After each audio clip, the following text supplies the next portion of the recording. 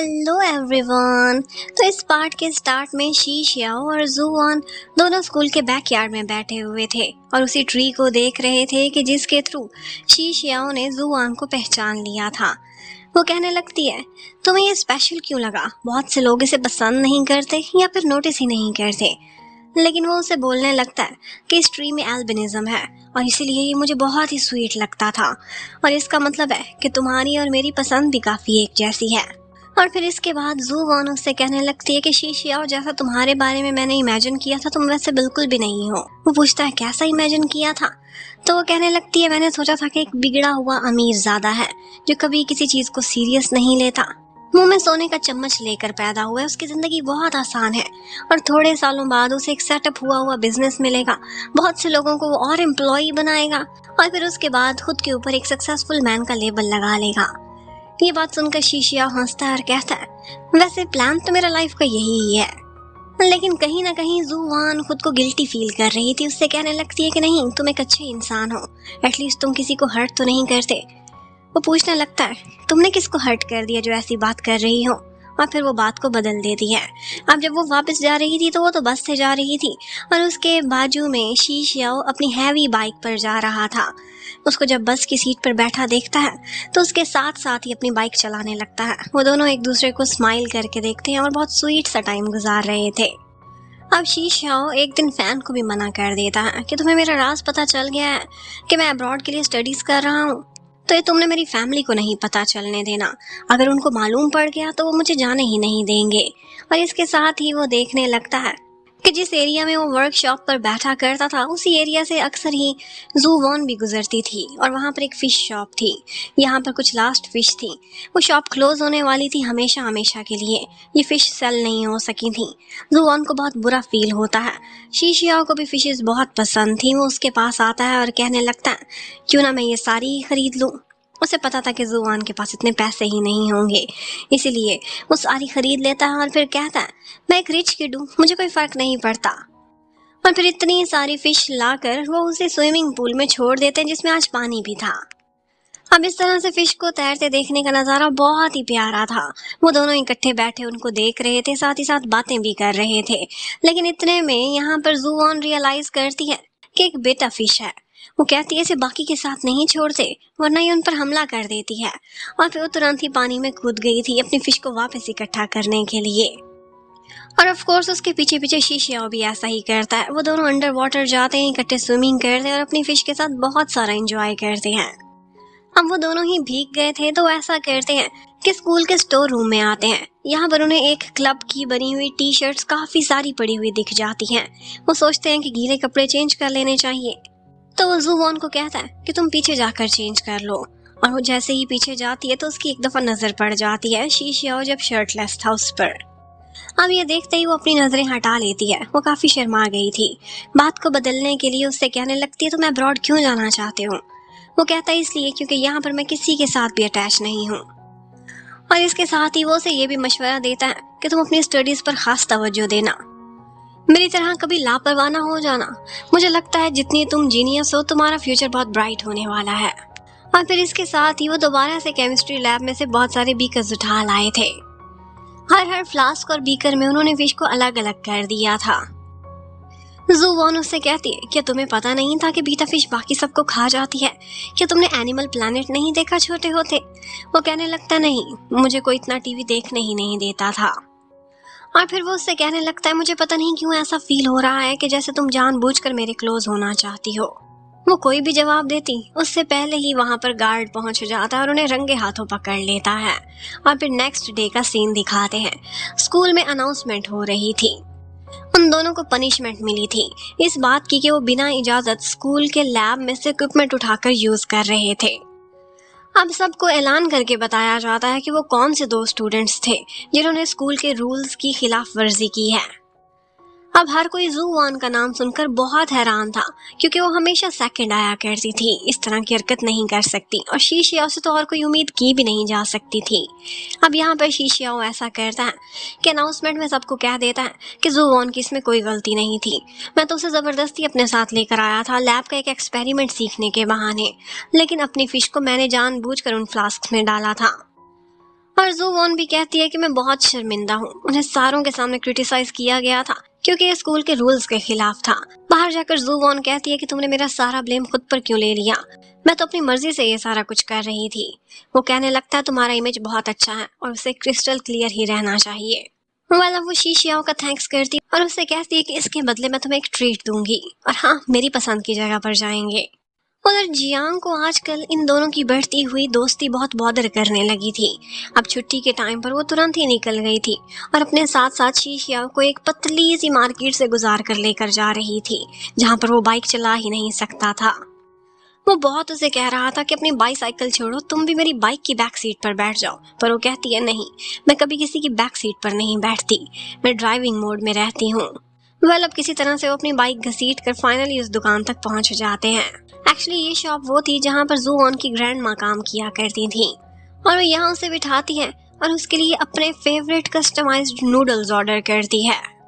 वो उसे चैलेंज करती है कि ऐसा नूडल्स का टेस्ट तुम्हें और कहीं से नहीं मिलेगा। ये शॉप वाले अंकल जू वॉन को बहुत अच्छे से जानते थे और उन्हें शीशियाओ भी बहुत अच्छा लड़का लगा था और इन अंकल को भी बाइक्स का बहुत शौक था, इसलिए शीशियाओ की तुरंत ही उनसे दोस्ती हो गई थी। लेकिन अंकल लगता है कि पेट के बहुत कच्चे थे। उन्होंने तुरंत ही ये बात जू वॉन की ग्रैंड माँ को भी बता दी थी और वो उससे पूछने लगते हैं कि कौन सा लड़का था। वो कहती है सिर्फ एक फ्रेंड था, दैट्स ऑल। लेकिन फिर ग्रैंड माँ उस पर गुस्सा करने लगती हैं और कहती है मुझे जियांग के थ्रू पता चला है कि तुम स्टडीज पर ज्यादा तवज्जो नहीं दे रही और तो और तुमने स्कूल के रूल्स भी तोड़े हैं। अब ग्रैंड माँ की तबीयत खराब होती, इससे पहले ही वो उन्हें शांत करा देती और उनकी तसल्ली भी कराती है।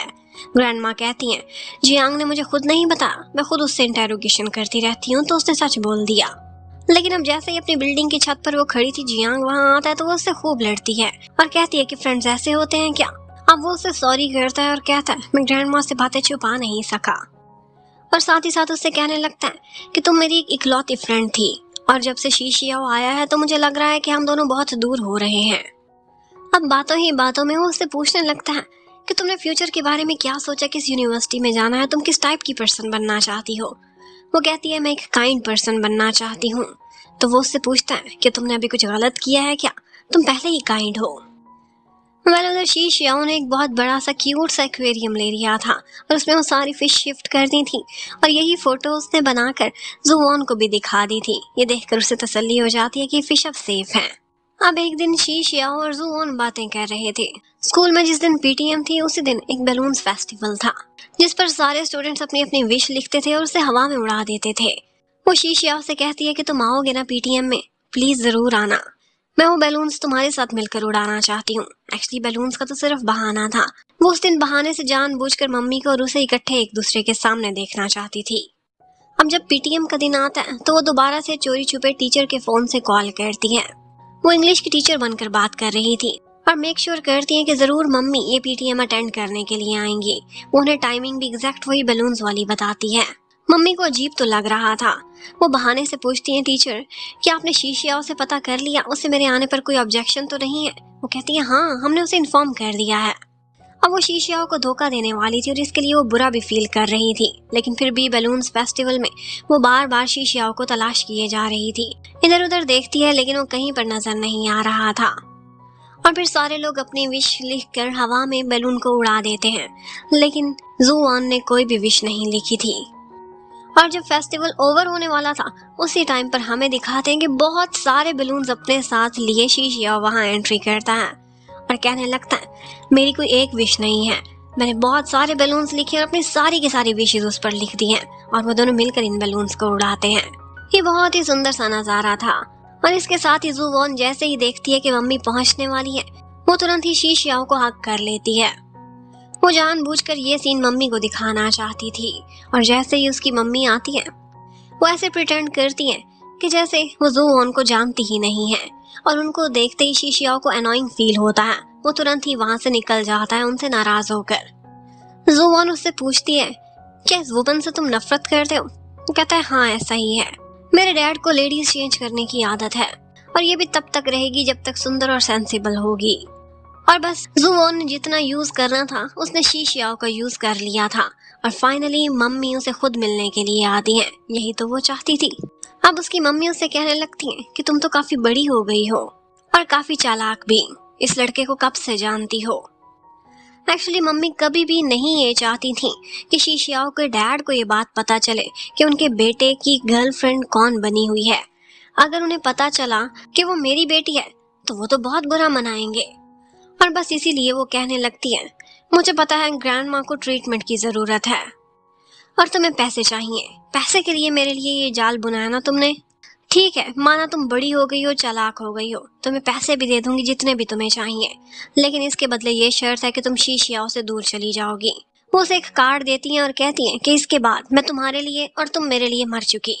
और हाँ, तुम कोई छोटी बच्ची नहीं, बड़ी हो गई हो, अपने शब्दों पर खड़ी रहना। यहाँ पर जाने से पहले माँ और बेटी में काफी गिले शिकवे भी हुए थे। जुवॉन का कहना था कि मैं जैसी भी रूखी सूखी खाकर जिंदा थी, कभी आपसे भीख नहीं मांगी थी, लेकिन अब ग्रैंड माँ को इस हालत में मैं देख नहीं सकती। वैसे भी आपने कभी मुझे एक पैनी भी नहीं दी खर्चा उठाने के लिए, और अब ये मेरा अधिकार बनता है, मैं कुछ गलत नहीं कर रही। और वैसे भी डैड के जाने के बाद जितना भी पैसा बचा था वो सारा आप लूट कर चली गई थी। उसकी मम्मी मुस्कुराती है और कहती है, कितना एक पैसा था वो, कुछ भी नहीं। उधर हमें शीशियाओ को दिखाते हैं, उसने जुवॉन के लिए एक गिफ्ट प्रिपेयर करने का इरादा किया था। उसके पास एक बो थी तो उसी से मैचिंग एक छोटा सा एरो बना रहा था। वो बहुत मेहनत से ये एरो बना लेता है और उसने सोचा था ये गिफ्ट उसे देगा बहुत ही सुंदर सा नेकलेस की शक्ल में। लेकिन जुवॉन एकदम बदल गई थी। वो स्कूल में जब भी शीशियाओ को देखती थी तो उसे इग्नोर करती थी, उसे अवॉइड करती थी।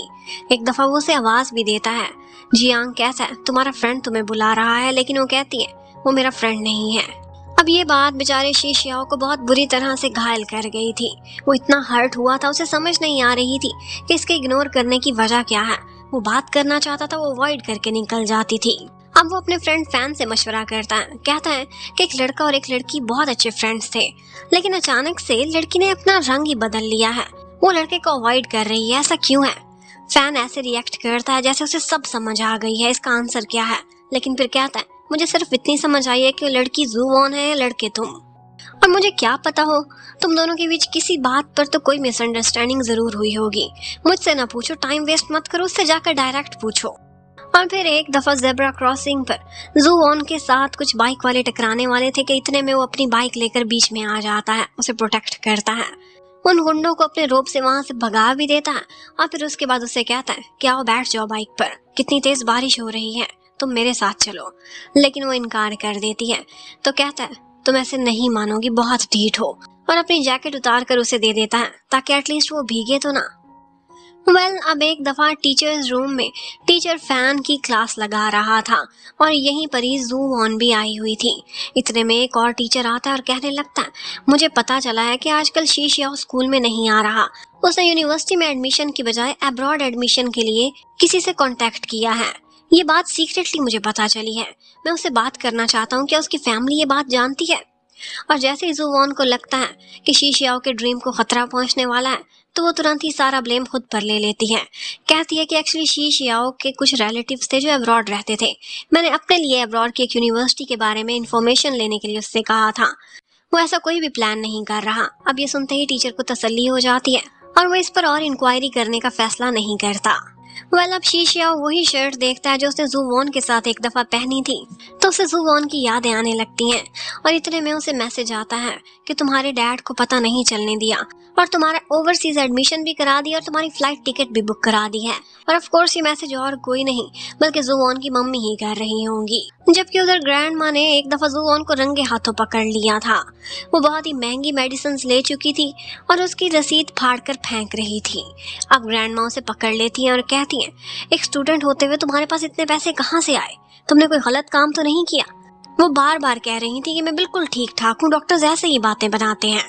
लेकिन वो ग्रैंड माँ से लड़ाई करती है और कहती है, मान ले ग्रैंड माँ, ये पैसा गलत नहीं था जो मेरे पास आया है, ये बिल्कुल जायज था और मेरा हक था। और इसके साथ ही उन्हें कहने लगती है कि आप मेरी इकलौती फैमिली हैं, मैं आपको खोना नहीं चाहती। और फिर इसी के साथ ही हमें स्कूल का लास्ट डे दिखाते हैं। आज सारे स्टूडेंट्स वहां पर आए हुए थे और उसके बाद ये सारे हाई स्कूलर्स अपनी अपनी जिंदगी में अपना फ्यूचर बनाने निकल जाएंगे। आज के दिन एक स्पीच देने के लिए उन्होंने टॉपर जियांग को चूज किया था, लेकिन जियांग था कि कहीं दिख ही नहीं रहा था। तो टीचर ऐसे करती है कि सब्स्टिट्यूट के तौर पर जुवॉन से कहती है कि तुम ये स्पीच अच्छे से याद कर लो और स्टेज पर जाकर बोल देना। जबकि उधर हमें दिखाते हैं कि अंदर शी शियाओ और जियांग का आमना सामना होता है। जियांग शी शियाओ से कहता है कि आज के बाद हम लोग स्कूल से चले जाएंगे और कभी जू वॉन की जिंदगी में आने की कोशिश मत करना। ये चैप्टर यहीं क्लोज हुआ और इसी बात पर शी शियाओ से लड़ाई करने लगता है। कहता है तुम कौन होते हो मुझे डिक्टेट करने वाले। लेकिन ऑफ कोर्स पहला पंच तो यहाँ पर जियांग नहीं लगाया था और हमें यहाँ फर्स्ट टाइम पता चलता है कि ये दोनों आपस में रिलेटिव हैं। ऐसे वैसे नहीं, बल्कि ये दोनों भाई भाई हैं। ये हाफ ब्रदर्स थे और इसीलिए उनके मन में पहले से ही एक दूसरे के लिए बहुत ग्रूज था और इसीलिए जियांग हमेशा शी शियाओ से नफरत करता था और चाहता था कि ये जू वॉन के करीब ना आए। जियांग कहता है ये मत भूलो मैं तुमसे पहले इस दुनिया में आ गया था। जियांग एक मिस्ट्रेस का बेटा था जबकि शी शियाओ अपने डैड का इकलौता लेजिटिमेट सन था।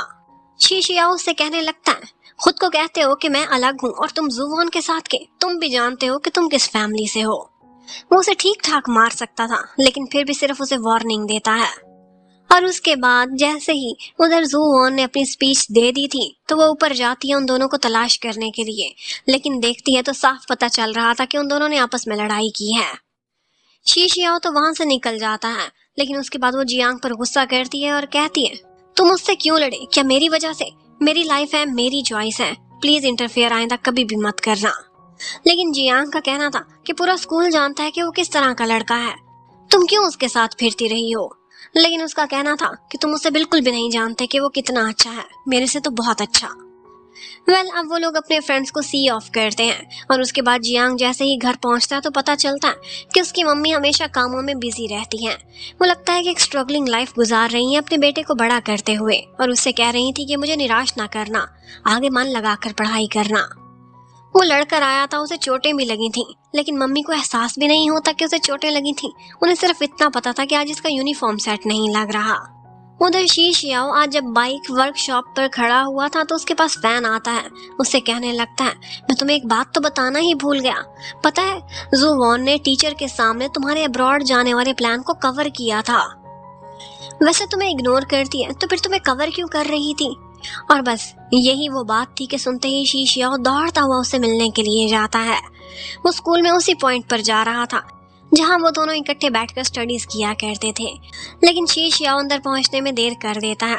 जू वॉन काफी देर तक आखिरी दिन बैठी उसका एक नज़ारा देखने के लिए वहां इंतजार कर रही थी, लेकिन इन दी एंड जैसे ही वो वहां से निकलती है उसी टाइम पर शी शियाओ अंदर एंट्री करता है और बस वो दोनों अलग अलग हो चुके थे। 2016 था तब और अब 2026 आ चुका था, 10 साल बीत चुके थे। वो दोनों दोबारा से स्कूल का विजिट करने के लिए जाते हैं और 10 साल बाद एक दफा फिर से किस्मत उन्हें एक दूसरे के आमने सामने ले आई थी। जू वॉन एक डॉग को देख रही थी जो उसे बहुत अच्छा लग रहा था और पीछे से आकर शी शियाओ उससे कहता है काफी सालों बाद तुम्हें देखना हुआ। और इसी के साथ ही ये पार्ट खत्म होता है। नेक्स्ट क्या होगा ये देखने के लिए stay connected. Thank you for watching, bye bye.